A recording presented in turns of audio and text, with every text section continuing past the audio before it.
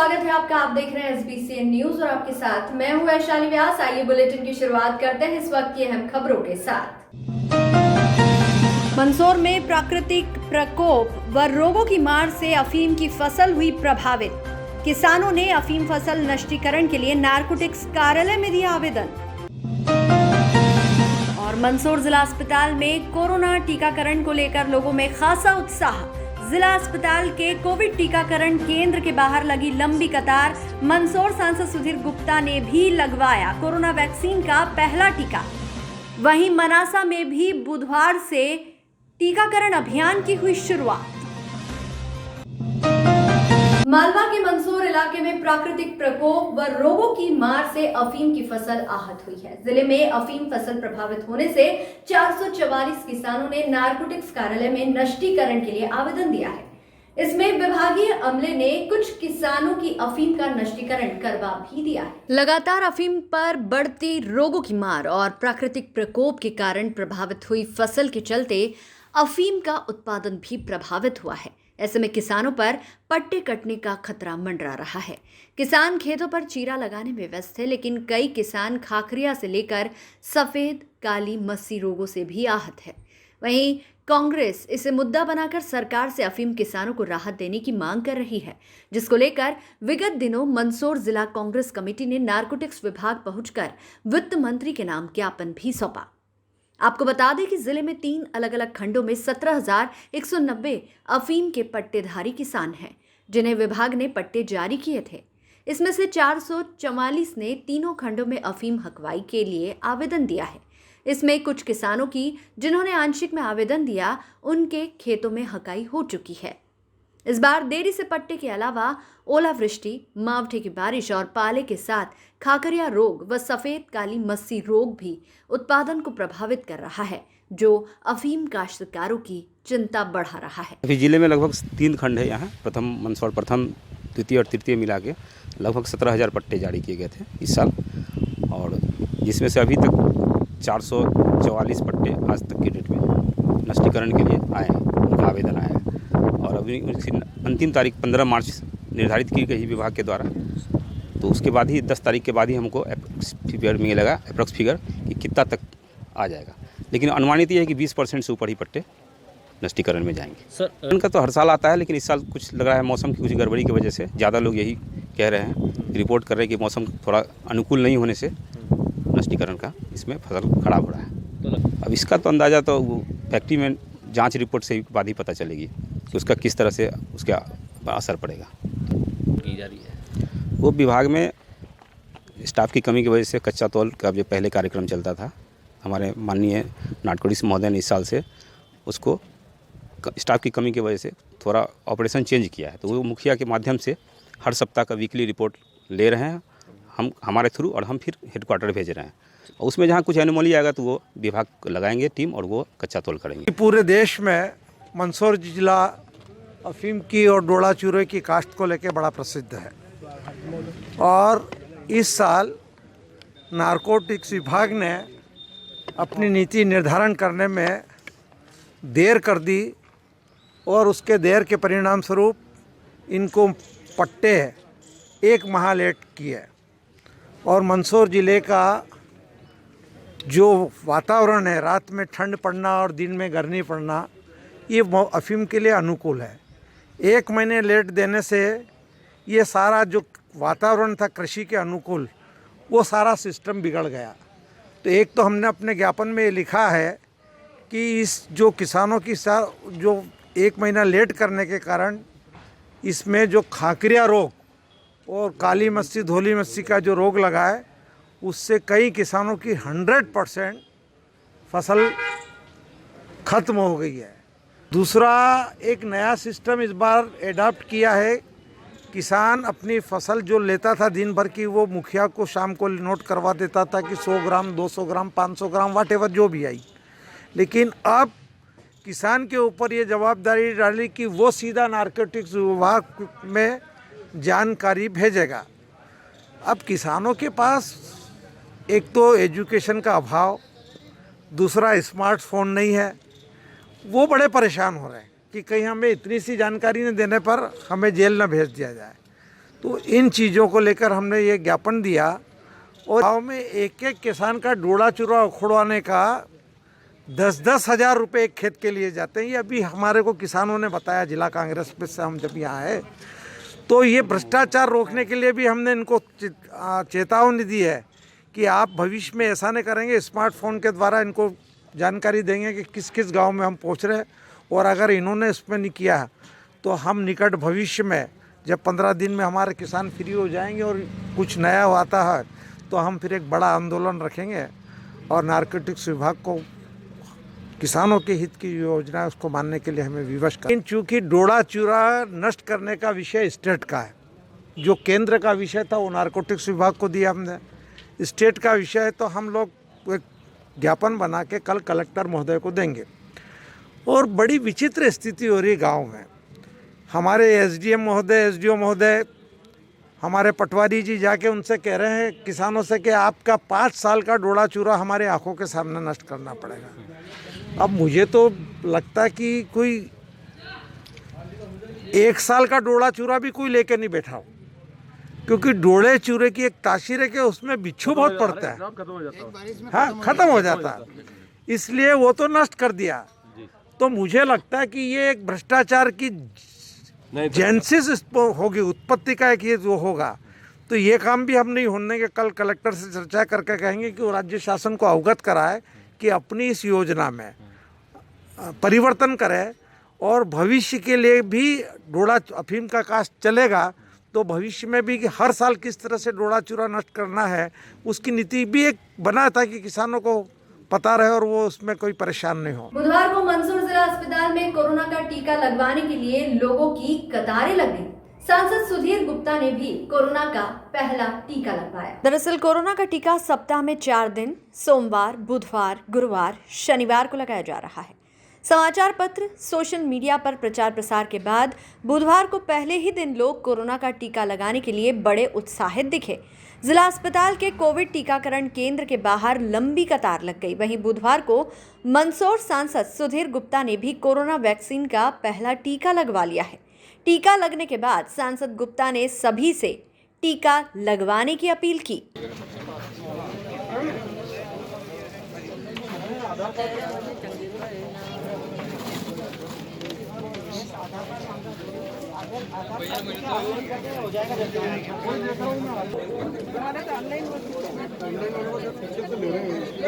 नहीं ले रहे, पीछे से नहीं ले रहे। मैंने कहा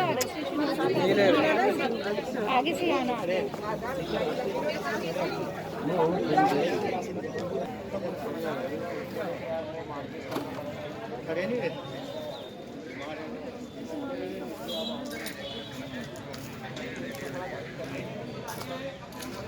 आपका नंबर आ गया, आपका नंबर आ गया, अंदर जाए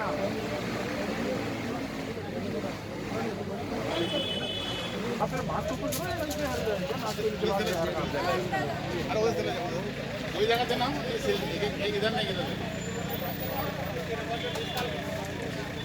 आज मंदसौर जिला अस्पताल में जो है 500 का टारगेट है और क्योंकि जो है पेपर में और अन्य सोशल मीडिया के माध्यम से प्रचार प्रसार हुआ है और लोगों में जो है जन जागरूकता आई है और लोग बहुत उत्साहित हैं टीका लगाने के लिए, इसलिए आज सुबह से जो है यहाँ पर अच्छी खासी भीड़ है। सर, अंदर के लिए एंट्री गेट भी बंद कर दिया गया था कुछ समय के, इसलिए कि अंदर की जो कैपेसिटी है उससे ज़्यादा लोग अगर अंदर आते हैं तो थोड़ी देर के लिए हमने बंद करना पड़ा। बुधवार को मनासा में कोविड वैक्सीनेशन सेंटर पर सुबह 9 बजे से शुरू हुए टीकाकरण अभियान में 60 वर्ष से अधिक उम्र के व्यक्तियों एवं 45 से 49 वर्ष तक के गंभीर बीमार व्यक्तियों को निःशुल्क टीके लगाए जा रहे हैं। टीकाकरण के दौरान जानकारी देते हुए Manasa block medical officer Nirupa Jha ने बताया कि टीकाकरण के 6 सत्र में स्थल पर सीनियर सिटीजन के लिए कोविड-19 टीकाकरण किया जाना है। आप सभी अपने अपने समस्त कर्मचारियों को जानकारी दें कि जो भी सीनियर सिटीजन आते हैं या लाया जाता है तो उनको अपने साथ वोटर कार्ड और आधार कार्ड जरूर लाएं। बिना वोटर कार्ड के रजिस्ट्रेशन नहीं होगा। साथ ही मेडिकल सर्टिफिकेट राज्य द्वारा दिए गए प्रपत्र में लाएं। टीकाकरण में बुजुर्ग महिलाओं व पुरुषों ने टीका लगवाकर जागरूकता का संदेश दिया है। टीकाकरण कार्यक्रम में स्वास्थ्य विभाग टीम की मनासा में लोगों ने सराहनीय तारीफ की। मनासा नगर में कोविड-19 का टीकाकरण शुरू हुआ। सरकारी अस्पताल में हमने टीका लगाया। गवर्नमेंट द्वारा भारतीय गवर्नमेंट द्वारा जो सुविधा दी गई है अस्पतालों में टीका लगाने के लिए, बहुत अच्छी सुविधा दी गई है। अतः हमें बहुत अच्छा लगा, किसी प्रकार की कोई तकलीफ नहीं हुई। अतः मेरा सभी नागरिकों से अनुरोध है, अधिक से अधिक संख्या में आकर सरकारी अस्पताल में आकर टीका लगवाएं और लाभ लें। धन्यवाद। मेरे को टीका लगाने में बहुत अच्छा लगा और बहुत अच्छी सुविधा है। आप सब जने को आके यहाँ टीकाकरण करवाना चाहिए। इसमें कोई तकलीफ नहीं है, किस प्रकार की असुविधा नहीं है। आपको सबको आके टीका लगाना चाहिए। कुछ महिलाओं में कुछ महिलाओं को डरना नहीं चाहिए और आगे टीका लगवाना चाहिए। ये टीका लगाने में कोई असुविधा नहीं है, कोई डर नहीं है। आप सबको मिलकर ये टीका लगवाना चाहिए, इसमें कोई डरने की बात नहीं है। कोविड-19 200 से ज़्यादा अच्छी वैक्सीन भारत निर्मित और गवर्नमेंट द्वारा जो सब्सिडीज़ भी दी जा रही है, सरकारी अस्पताल में निःशुल्क लगाई जा रही है। इसमें डरना नहीं, समझना होगा। हल्का फुल्का बुखार आ सकता है इसको लगाने के बाद। मैं अपनी मदर को लेके, अपने मामा के साथ और अपने परिवार के साथ, जो 60+ है मेरी फैमिली में, उन सबको साथ लेकर आया हूँ। और आज मेरे परिवार के 10 से 15 व्यक्तियों ने इस टीके को लगाया है। और आप सबसे मैं यही अनुरोध करना चाहता हूँ कि आप भी अपने फैमिली को लेके आएँ और इस टीकाकरण का लाभ उठाएं। धन्यवाद। दुनिया की सबसे बेस्ट और प्रथम कोविड के टीके हिंदुस्तान द्वारा उत्पादित किए गए हैं और मेरा लोगों से कहना है इस लाभ का फ़ायदा उठावें। सरकारी हॉस्पिटल में बिना किसी शुल्क के, बिना किसी असुविधा के जो टीके लगाए जा रहे हैं, अधिक से अधिक लोग इसका फ़ायदा लें और टीका लगाएं, अपने स्वास्थ्य की रक्षा करें। कलेक्टर मयंक अग्रवाल ने मंगलवार दोपहर को कृषि उपज मंडी नीमच का आकस्मिक निरीक्षण किया और मंडी प्रशासन द्वारा किसानों की सुविधा के लिए की गई व्यवस्था का अवलोकन किया। उन्होंने किसानों और आम नागरिकों को मंडी में उपज की आवक बढ़ने पर होने वाले जाम से मुक्ति दिलाने हेतु ठोस कार्रवाई करने के निर्देश भी दिए। कलेक्टर ने कहा कि मंडी में किसानों से अच्छा व्यवहार हो, उपज समय पर नीलाम हो, समय पर भुगतान सुनिश्चित किया जाए।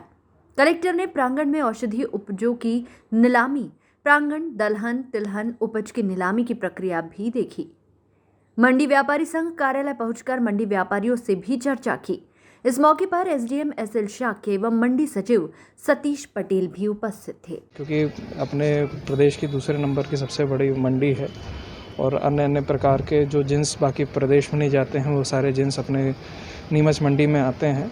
तो ये तो जनरली अवेयरनेस अपने लिए भी था कि कैसे ऑक्शन चलता है, क्या है, इस तरीके से देखने के लिए और इनसे समझने के लिए और अभी क्या व्यवस्थाएं हैं यहाँ पर उसका परीक्षण करने के लिए। सर, यहाँ पर एक लंबे समय से एक जाम की व्यवस्था लेकर जाम वाली व्यवस्था है क्योंकि जब आवक एकदम से बढ़ती है, जैसे लहसुन की अभी कुछ दिनों पहले बढ़ी थी तो काफ़ी जाम लगा था। बात सही है, वो दोनों ही बातें हैं कि मंडी का भी है और ट्रैफिक वाला भी है अरेंजमेंट, उस पर हम लोग काम करेंगे। सर, किन जिन्सों का आपने जो है निरीक्षण किया? निरीक्षण में तो बहुत सारी लगभग जिन्स हो गई। एक काफ़ी सारे में तो गेहूँ था, चना भी था और मेथी थी, वो क्या कहते हैं उसका क्या कहते हैं, अजवाइन थी और पोसा दाना था और कई अन्य प्रकार के अश्वगंधा और मसाले थे। कृषि उपज मंडी में काफ़ी दिनों से आए दिन बवाल होते हैं, कभी गुलाब गेंद को लेकर, कभी लहसुन को लेकर। कल भी जो है मंडी में बाहर गेट लगा दिया गया था। उसमें जैसे ही हम लोगों को खबर हुई थी तो तुरंत कार्रवाई की गई थी और उसको रिजॉल्व कराया गया था। उसके बाद काम अपना मंडी का काम चला है। ये गुलाब गैंग वाला भी मसला आया था, कुछ पहले इसमें एक्शन भी लिया गया था और सतत इस पर निगरानी करी जाती है। मतलब ऐसा कहना कि एक बार आज एक्शन ले लिया गया उससे एकदम ख़त्म हो जाएगा, ऐसा नहीं है, क्योंकि रेगुलेटरी प्रोसेस है, ये सतत प्रक्रिया है। मतलब आज हम इसको हटाएंगे तो कल कुछ और आएगा। तो इसीलिए यहाँ पे मंडी सचिव भी बैठते हैं, एसडीएम साहब भी हैं, बाकी हम लोग सब पूरा प्रशासन देखता है इसको। तो अगर कोई दिक्कतें आती रहती हैं इसको रिजॉल्व कराया जाता है। सर, लंबे समय से किसानों को ये समस्या रहती है कि उनको एक्स्ट्रा पेमेंट को लेकर रहता है सर इशू। वो बोलते हैं कि व्यापारी द्वारा भी एक्स्ट्रा पेमेंट काट लिया जाता है और किसान और जो हमाल रहते हैं वो भी पेमेंट लेते हैं। तो सर इसको लेकर क्या कदम रहेगा? इसको यही रहेगा कि जो इनको उचित दाम रहना चाहिए वो उनको मिले। अगर कोई गलत काटा जा रहा है, जो नियम विरुद्ध काटा जा रहा है, तो उस पर कार्रवाई होगी। पैतृक संपत्ति पर फर्जी दस्तावेज बनाकर भूमाफिया द्वारा कब्जा एवं पीड़ितों के साथ मारपीट व धमकी देने के मामले को लेकर पीड़ितों ने कलेक्टर के समक्ष एक शिकायती आवेदन प्रस्तुत किया। आवेदन में शहर के जाने माने चिकित्सक रमेश दत्त पर भी गंभीर आरोप लगाए। पीड़ितों ने ज्ञापन में बताया कि कलाबाई पति राजू माली निवासी कुम्हारिया विरान का पैतृक मकान एवं जमीन ग्राम कुम्हारिया विरान में स्थित है। कलाबाई ने बताया कि उनके पति रात दिन शराब के नशे में रहते हैं, जिसका फायदा उठाकर परिजनों ने अन्य लोगों के साथ मिलकर फर्जी दस्तावेज लगाकर हमारी बिना सहमति के हमारी जमीन का विक्रय कर दिया। ज्ञापन में बताया गया कि परिवार के सदस्य अनिल पिता शंकरलाल माली, मनीष पिता अनिल माली, बाबूलाल पिता अनिल माली, नंदनी पिता अनिल माली, पूजा पति मनीष माली ने उक्त जमीन को हमारे बिना सहमति के डॉक्टर रमेश दत्त को विक्रय कर दी है। साथ ही ये भी पता चला है कि उपरोक्त कार्रवाई में कलाबाई पति राजू माली के फर्जी दस्तावेज एवं फर्जी साइन कर रखे हैं। 26 फरवरी को उपरोक्त सभी लोग हमारी जमीन पर पहुंचे और जबरन बाउंड्री वॉल बनाने लगे। जब हमारे द्वारा उन्हें रोका गया तो उपरोक्त लोगों द्वारा हमारे साथ मारपीट की गई, साथ ही जान से मारने की धमकी भी दी गई। महिला कलाबाई ने ज्ञापन में बताया कि डॉक्टर दत्त द्वारा उन्हें कब्जा छोड़ने के लिए रुपए देने की बात भी की गई।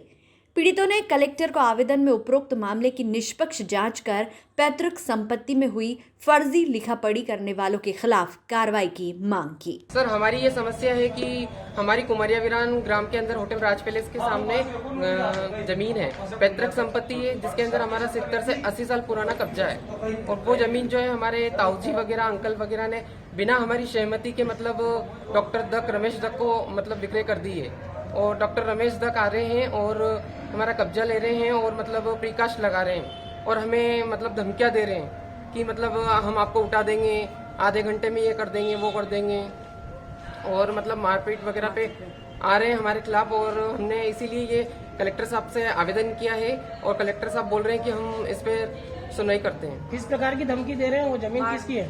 वो जमीन हमारे बाप दादा की जमीन थी, पुरानी, बहुत पुरानी थी, 70 से 80 साल का कब्जा है हमारा वहाँ पर।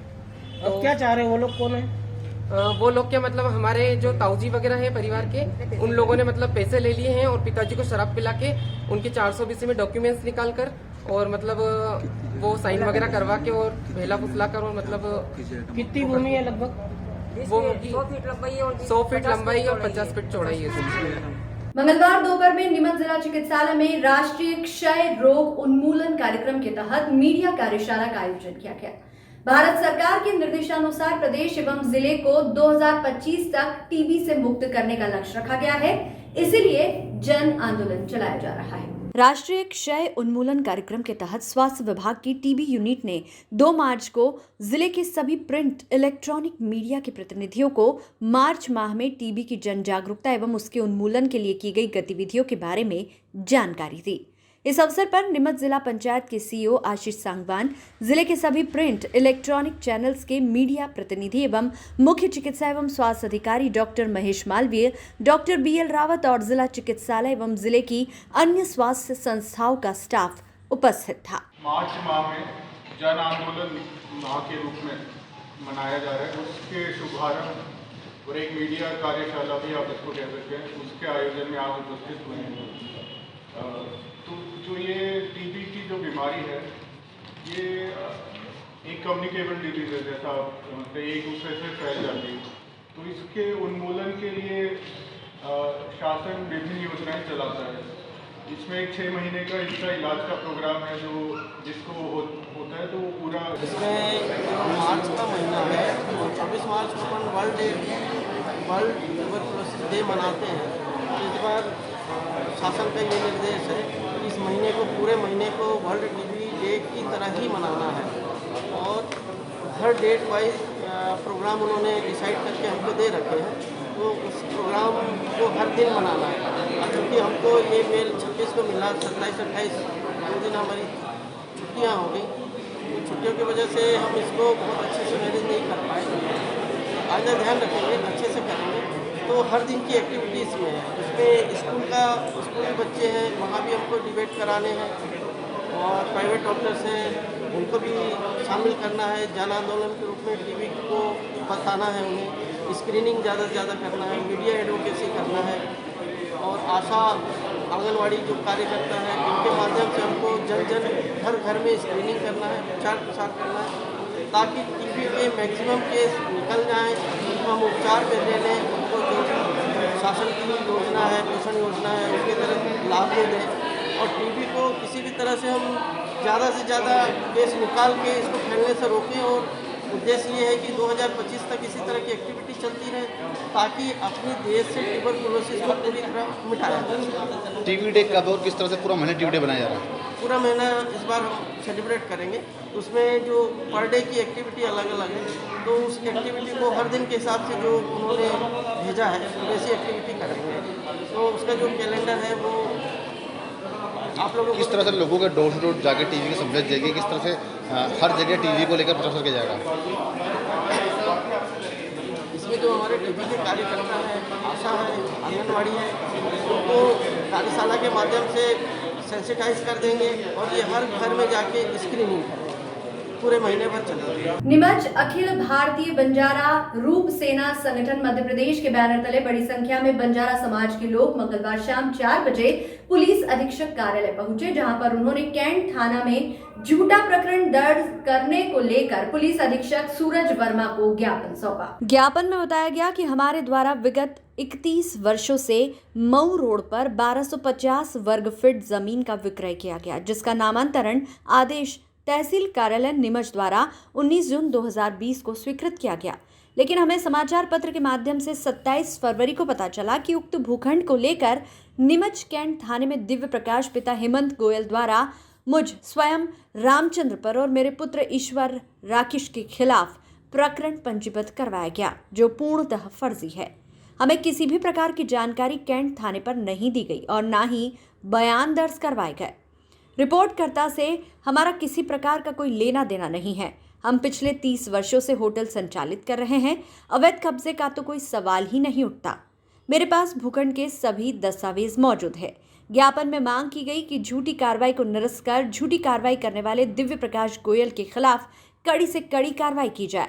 ज्ञापन सौंपते समय अखिल भारतीय बंजारा रूप सेना संगठन के कई पदाधिकारी व समाज जन उपस्थित रहे। बंजारा समाज के आज कुछ लोग आए थे और एक कैंट थाने में एक 420 का एक प्रकरण दर्ज हुआ है। उसमें जो आरोपी बनाए गए उनके संबंध में उनकी जो आपत्ति थी, कुछ आपत्तियां थी कि जो आरोपी गन उसमें बने हैं उसमें कुछ लोग का उसमें इन्वॉल्वमेंट नहीं है, तो उस बारे में एक डिटेल्ड उन्होंने एक आवेदन दिया है और उनको आश्वस्त कराया गया है कि जो भी उसमें अगर कोई गलत नाम आया है जिसका उसमें कोई रोल नहीं है तो निश्चित रूप से उसको विवेचना में आगे विलोपित किया जाएगा और जो भी उसमें वैधानिक रूप से जो सही कार्रवाई होगी वही की जाएगी। ये महू रोड पर पिछले 30 वर्षों से ज्योति होटल पेंटर का ढाबा के नाम से भोजनालय चल रहा है, जो रामचंद्र पेंटर बंजारा ने पिछले 30 साल पहले क्रय की थी, जिसका अनुबंध पत्र भी हमारे पास है। लेकिन नीमच के ही किसी गोयल ने उनके खिलाफ एक 445-420 का मुकदमा दर्ज कराया है, जो गलत है। उसका अखिल भारतीय बंजारा रूप सेना विरोध करती है और शासन प्रशासन से ये मांग करती हैं कि उस घटना की उचित जांच करें, जांच कमेटी बनाई जाए, जांच करके और भूमाफियाओं द्वारा पुलिस पर दबाव बनाकर जो गलत झूठी रिपोर्ट दर्ज कराई है उसका खात्मा करे और बंजारा समाज के पीड़ित गरीब परिवार को न्याय दिलाए। अगर ऐसा नहीं हुआ तो रूप सेना संगठन अपना आंदोलन जारी रखेगा और पूरा समाज रोड पे उतरेगा। आगे जो भी घटनाक्रम होगी उसकी संपूर्ण जिम्मेदारी शासन प्रशासन की होगी। बताया कोई घटना हुई है, घटना किस प्रकार की घटी है और कोई गोयल का नाम सामने आ रहा है, कौन है ये गोयल जो भूमाफिया आप बता रहे हैं? कोई घटना नहीं घटी है। हमको तो प्रेस में हमारे पीड़ित परिवार के खिलाफ जो रिपोर्ट दर्ज का पेपर में छपा है वो हमने देखा है और उसी के आधार पर हम माननीय एसपी साहब के यहाँ पर रिपोर्ट के बारे में जानकारी देने के लिए आए। कौन गोयल हैं जो इस प्रकार की आपके खिलाफ जो शिकायतें कर रही हैं? बताना। ये ज़मीन जो है कल्याण पिता जगन्नाथ शर्मा जाति ब्राह्मण से खरीदी गई थी, लेकिन इस ज़मीन को दिव्य प्रकाश पिता हेमंत गोयल नाम का व्यक्ति जो भूमाफिया है, वो शासन प्रशासन से साँठ-गाँठ कर दबाव बनाकर हमारे गरीब व्यक्ति से छीनना चाहता है। उसकी इस मंशा में हम लोग कभी उसको कामयाब नहीं होने देंगे। गोयल का क्या इन्वॉल्वेशन है इसमें? क्या ज़मीन से कोई ताल्लुक है उसके? इस गोयल ने उस व्यक्ति से भी ज़मीन हड़पी है, क्योंकि उसको ज़रूरतमंद था, गरीब व्यक्ति था, उसको ये पैसे देता रहा और चोरी छुपे पावर ऑफ अटर्नी ले ली और कोर्ट से उसने केस लगा करके उस ज़मीन को जीत लिया। अब आप क्या चाहते हैं? हम ये चाहते हैं कि हमारी जो ज़मीन है, जो 30 साल से हमारा व्यक्ति ढाबा संचालित कर रहा है, वो ज़मीन उस व्यक्ति ने रजिस्ट्री करा दी है। तहसीलदार महोदय ने उसका नामांतरण का आदेश कर दिया है। तो हमारे लोगों पर जो फर्जी प्रकरण उस व्यक्ति ने बनवाया है, प्रशासन उस प्रकरण की जांच करे और हमारे लोगों पे जो धाराएं लगी है उनका खात्मा करे। जिसमें न्यायालय में चल रहा था, ये विचाराधीन था और कोई कब्जा छुड़ाने और कराने की बात भी सामने आई थी। नहीं, ऐसा कुछ नहीं हुआ आज दिनांक तक। हमारा व्यक्ति सकुशल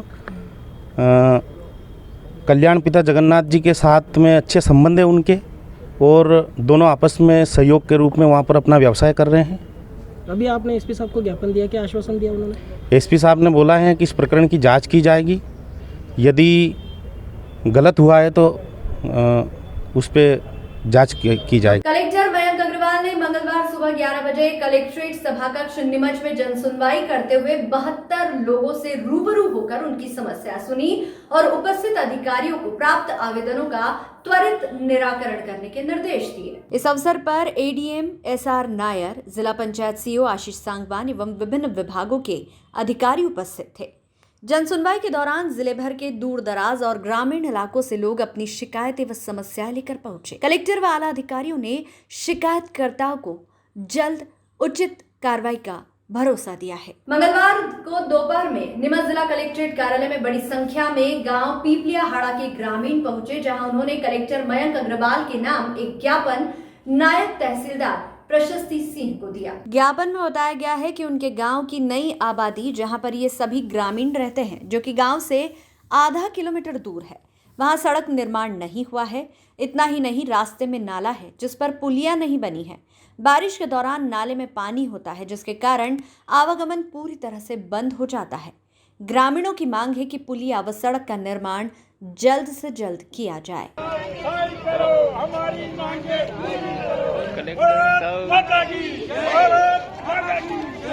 समस्या कलेक्टर साहब महोदय से अब निवेदन करते हैं, ये समस्या लेके आए कि हमारे पीपलियाहाड़ा के अंदर जो रोड का काम चल रहा है और करीब करीब पूरा हो गया, और पीपलियाहाड़ा से उत्तर दिशा में आधा किलोमीटर के दूर नई आबादी, बीच में नाला पड़ता है और समस्या को जो है नालों फूल आवे, पूरी आबादी में पानी पानी में जाए, और वो नाला वो आबादी ऐसी जगह में है कि आने जाने का रास्ता जाम हो जाता है। बोरखेड़ी में भी आओ तो उधर भी एक नाली पड़ती है, वो भी आ जाती है, तो वहाँ के बाद रुक जाते हैं। समस्या के लिए हमें जैसे डिलीवरी है, कोई बीमार हो जाए या कोई दिक्कत हो तो हमको आने जाने में बहुत परेशानी होती है। किलोमीटर का टुकड़ा बचा हुआ है जो अभी काम पूरा नहीं हो पा रहा है, या काम कर नहीं रहे, कौन नहीं वो बहुत से वो होगा आधा किलोमीटर पूर्ण किलोमीटर और बीच में नाला है। क्या कारण है, काम क्यों नहीं कर रहे हैं? वो काम कर ही नहीं है कि आप मंजूरी लेके आओ, हम करते हैं। तो पास हो गया क्या वो रोड पूरा? नहीं हुआ, नहीं वो रोड चल रहा है, वो तो हो गया। हाँ, मतलब क्या आश्वासन दिया गया था? वो आश्वासन दिया था, हम मैडम ने हमारे से साइन लिया, फ़ोन नंबर भी लिए कि हम देखने के लिए आएंगे। तो एक मंगलवार बीच में निकल गया, ये 15 दिन हो गया आज, हम तीसरे मंगलवार। आप क्या चाहते हैं? वो आते बरसात पहले बन जाए तो अच्छा रहेगा। मध्य प्रदेश विकलांग मंच नीमच के बैनर तले मंगलवार को बड़ी संख्या में नीमच कलेक्ट्रेट कार्यालय विकलांग मंच से जुड़े पदाधिकारी और आम दिव्यांगजन पहुंचे, जहां उन्होंने कलेक्टर मयंक अग्रवाल के नाम अपनी विभिन्न प्रकार की समस्याओं को लेकर एक ज्ञापन सौंपा। ज्ञापन तहसीलदार पिंकी साठे ने लिया। दरअसल ज्ञापन के माध्यम से विकलांगों से जुड़ी हुई समस्याओं के बारे में कलेक्टर को अवगत कराया, साथ ही इन समस्याओं का निराकरण कर उन्हें राहत प्रदान करने की मांग की गई है। इस दौरान विकलांग मंच के जिलाध्यक्ष सुरेश चंद्र राठौर मौजूद रहे। लगने वाली एकल खिड़की में मेडिकल बोर्ड के सभी डॉक्टर को एक ही स्थान पर उपलब्ध करवाए, जिससे दिव्यांगों को असुविधा न हो। नीमच जिले में ग्रामीण क्षेत्रों में बहुत सारे दिव्यांग को पेंशन नहीं मिली, कृपया जल्द से जल्द पेंशन खाते में डाली जाए। अभी वर्तमान में मनासा थाना क्षेत्र के अंतर्गत ग्राम जूना मालाहेड़ा में मंगलवार की रात में अज्ञात कारणों के चलते 40 वर्षीय युवक गुड्डा पिता जय सिंह बंजारा ने अपने ही घर में फांसी लगाकर आत्महत्या करी। बुधवार को सुबह 10 बजे मौके पर पहुंची मनासा पुलिस ने मामला दर्ज किया। परिजनों ने बताया कि मृतक की पत्नी कंकुबाई उसकी बेटी की डिलीवरी होने की वजह से बेटी के ससुराल गई हुई थी। 8-10 दिन से घर पर कोई नहीं था। उक्त मृतक का एक बेटा 4 बेटियां हैं। तलाशी के दौरान घर से कुछ शराब की बोतल भी मिली थी। फिलहाल घटना का कारण अभी अज्ञात है। मनासा पुलिस ने मामला दर्ज कर लिया है और जांच शुरू कर दी है।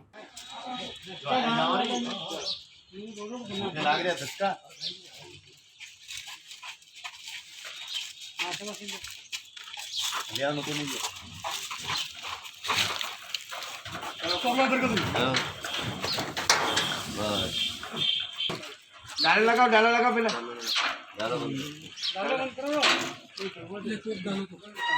मध्य प्रदेश के धार से रवाना हुई श्री श्याम संगम निशान ध्वज पैदल यात्रा मल्हारगढ़ पहुंची।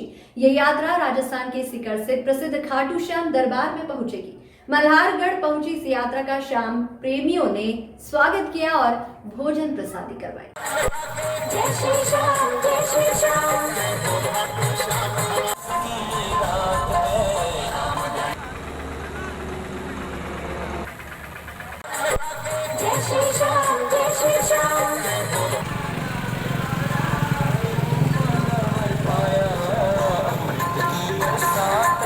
इस बुलेटिन में फिलहाल इतना ही। लगातार न्यूज अपडेट्स के लिए देखते रहिए SBCN न्यूज। नमस्कार।